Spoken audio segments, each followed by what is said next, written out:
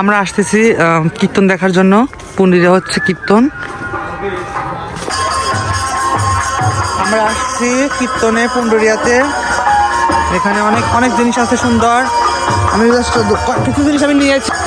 কি কালেকশন আছে অনেক সুন্দর দোকানে।